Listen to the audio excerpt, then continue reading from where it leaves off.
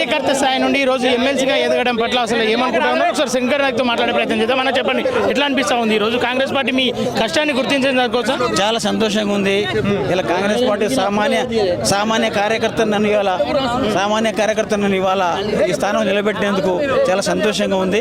ఎందుకంటే నేను ఒక మండల పార్టీ అధ్యక్షునిగా, తర్వాత నేను జనరల్ స్థానంలో జడ్పీటీసీగా, ఎంపీపీగా, మళ్ళీ జనరల్ స్థానంలో మళ్ళీ జడ్పీటీసీగా, బ్లాక్ కాంగ్రెస్ ప్రెసిడెంట్గా, ఆ తర్వాత జిల్లా కాంగ్రెస్ ప్రెసిడెంట్ 6 సంవత్సరాలు 3 బై ఎలక్షన్లు ఫేస్ చేసినాం. హుజూర్నగర్, నాగార్జున సాగర్, ఆ తర్వాత మునుగోడు ఎలక్షన్స్లో కీలక పాత్ర వహించిన చీఫ్ ఎలక్షన్ ఏజెంట్గా ఉన్న పార్టీని ముందు నడిపడంలో చాలా నా వంతుని కృషి చేసినా కాబట్టి ఇలా పార్టీ గుర్తించింది.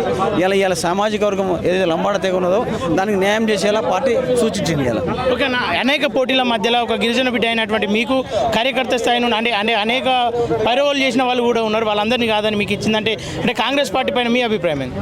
మంచి అభిప్రాయం ఉంది కదా, అందుకోసమే కదా నాకు ఇచ్చింది పార్టీ. ఎందుకంటే పార్టీ లైన్లో ఉన్నా నేను ఒక గిరిజనని కాదు, పార్టీని బలోపేతంలో నా పాత్ర ఉన్నది.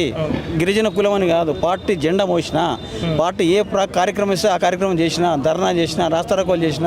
26 కేసులు నా మీద గత ప్రభుత్వం పెట్టింది. ఇవాళ చూస్తే 26 కేసులు ఉన్నాయి నా మీద. నాకు కూడా తెలియని కేసులు ఉన్నాయని కాబట్టి పార్టీ నన్ను ఎంచుకున్నది. దానికి నేను ధన్యుణ్ణి. ఎందుకంటే అక్కడ మీనాక్షి నటరాజన్ గారు, ఇక్కడ రాహుల్ గాంధీ గారు, ఇక్కడ మహేష్ అన్న, రేవంత్ అన్న, ముఖ్యమంత్రి గారు, డిప్యూటీ సీఎం మన బట్టి కుమార్ గారు, ఆ తర్వాత ఉత్తమ్ కుమార్ రెడ్డి గారు, వెంకటరెడ్డి గారు, తర్వాత ఎమ్మెల్యేస్ మా ఎంపీ రఘువీరెడ్డి గారు, మా జానారెడ్డి గారు అందరూ కూడా నన్ను ఇలా ఈ స్థానం నిలబెట్టారు. ఓకేనా, చట్టసభలో అడుగు పెట్టబోతా ఉన్నారు, మొదటిసారిగా దేని మీద గలమైపోతున్నారు, మీ ముందున్నటువంటి ఏంది? మా సమస్య ఒకటేనబ్బా, మొత్తం రాష్ట్రంలో సాగునీరు, త్రాగునీరు పెండింగ్ ప్రాజెక్ట్స్ మీద ఫైట్ చేస్తాము. ఆ తర్వాత మా సామాజిక వర్గానికి 10% రిజర్వేషన్ అమలు చేస్తారు. అది లేకపోతే తండాలలో పోయినసారి కేసీఆర్ గ్రామ పంచాయతీలు చేసి నిర్వీర్యం చేసిండు.